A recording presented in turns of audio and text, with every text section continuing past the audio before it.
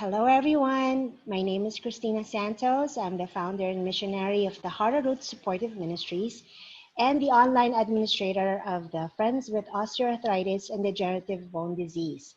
Today, in our heart-to-heart talk, I'd like to introduce you to one of our members, Anita Elson from Georgia. I had invited Anita to share her story and her health journey regarding osteoarthritis. So, Anita, why don't you introduce yourself to everybody and share us your journey? So my name is, I'm out in the States here in Georgia. I'm on Portland, in Swainsboro, Georgia. I started having issues with my bones actually when I was in the military. I was only in the military for 10 months when I was 18 and 19 years old. And I had broke my leg when I was 14, and I still had fractures in my leg when I was 18 and 19 years old from that injury. And then when I was 20, I was told by a chiropractor that I would be in pain the rest of my life. And, of course, when you're 20, you really don't believe anybody about stuff like that because you feel like you're Superwoman. But anyways, fast forward to about 6 years ago, I was walking my dog, and I slipped and fell, and I broke my kneecap. And everybody was telling me it was a really hard bone to break, but I found it very, very easy. I had to have surgery to wire it back together, and then I had to have the hardware removed. During the healing process, that was when I was told that I had arthritis. It was the first time. The doctor was concerned about my healing rate and whether or not I'd be able to recover from the surgery or the break and the surgery. Then a year later, I broke a rib, and I was advised by my physical therapist, or not physical therapist, primary care, saying that I had arthritis in my back, and they noted that I had 6 breaks in my ribs. And, of course, you know, I had no idea that I broke my rib other than it hurt really bad. And then the next year, I broke my arm, wrist. That was the second time I broke my wrist. And I was advised then that I was struggling to heal. They didn't say that I had arthritis at that time, but, you know, after 3 breaks in 3 years, you start to wonder. And then as time progresses, my back goes out. I was advised that I had arthritis in my back. A couple of times it was muscle spasms, and then I had sciatica. The first time I had sciatica, it lasted 3 weeks, and it felt like I was being electrocuted from my butt to my toes. And then it went out again a couple months later, and I did not go see a doctor at the time. We could not afford for me to be down. So I just kept on going. And then I started getting burning sensations in my hip. And it really felt like I had like a heating pad on the inside of my leg. And I started getting numbness and stuff. So that progressed for about a year until I finally saw a neurologist because it was hurting so bad.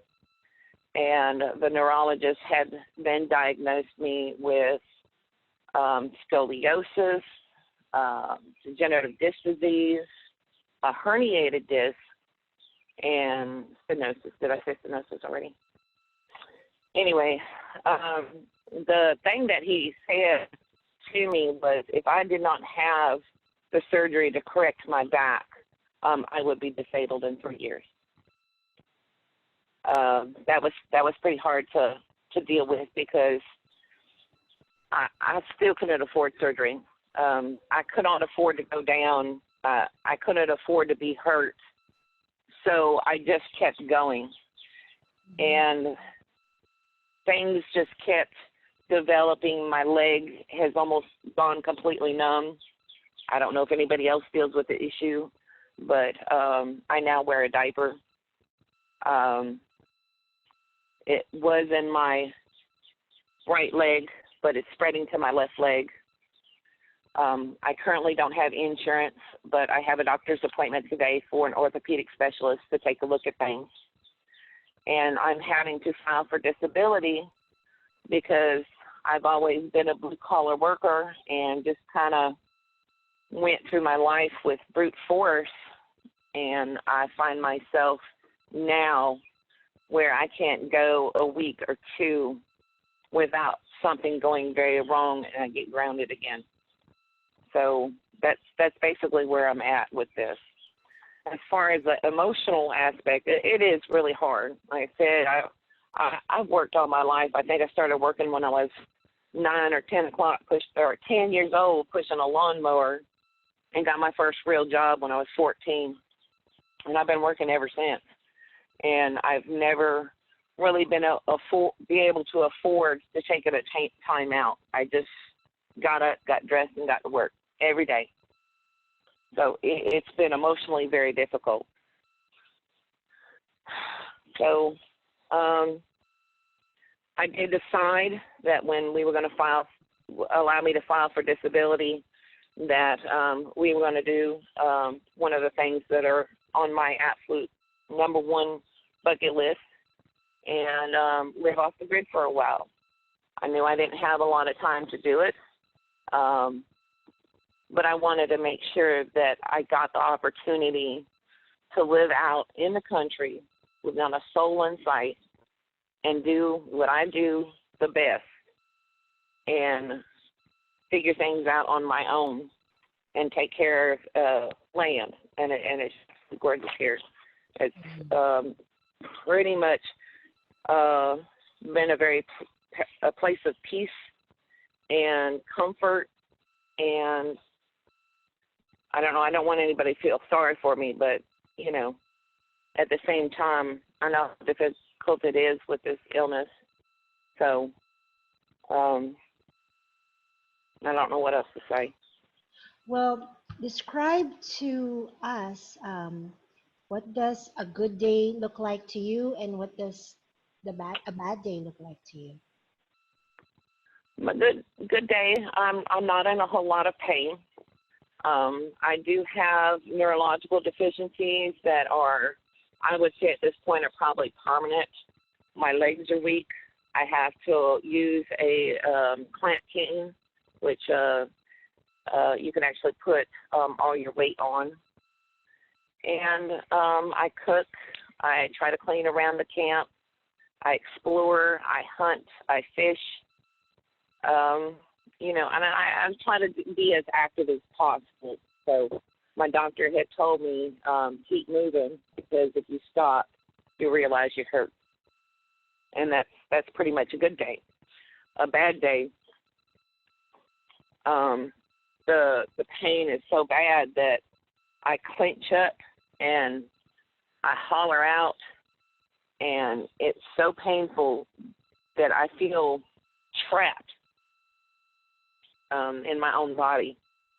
I can't do basic things. I can't get anything off the floor. I can't get off the floor. I can't even drive a car because it's so painful to go over a bump or anything, and we live off a dirt road. I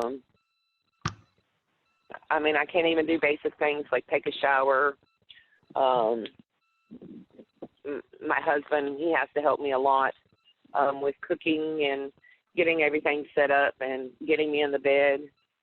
Mm-hmm. And I don't know, I just feel like the day is being wasted because I can't do anything, and it hurts, both emotionally and physically. So it sounds like a very difficult journey, and you know, in talking to you today, wow, I couldn't even imagine what it would be like, but I can relate to some of the things that you're saying, being an osteoarthritis sufferer myself. But so you said that it's great. It sounds like you have a great place, where you can hunt and there's quiet time. So in the quiet time, what lessons have you learned now that you have a different lifestyle? You're living in the country. What have you learned so far throughout this journey? You have to look for things that are beautiful. I mean, if you stay negative all the time, you're going to see everything that's negative going on with your life. You have to try to put your focus outside your pain and everything that you have to go through with this illness. You look at, we got cactus. They're blooming right now. I love them. I always try to stand by them and just look at them. And, I just have to just walk around and just look at how beautiful everything is and how grateful I am to be here. So to somebody who's listening right now, who's just navigating and starting to get, their diagnosis, who hasn't even had an MRI, they're starting their journey, what would you say to them?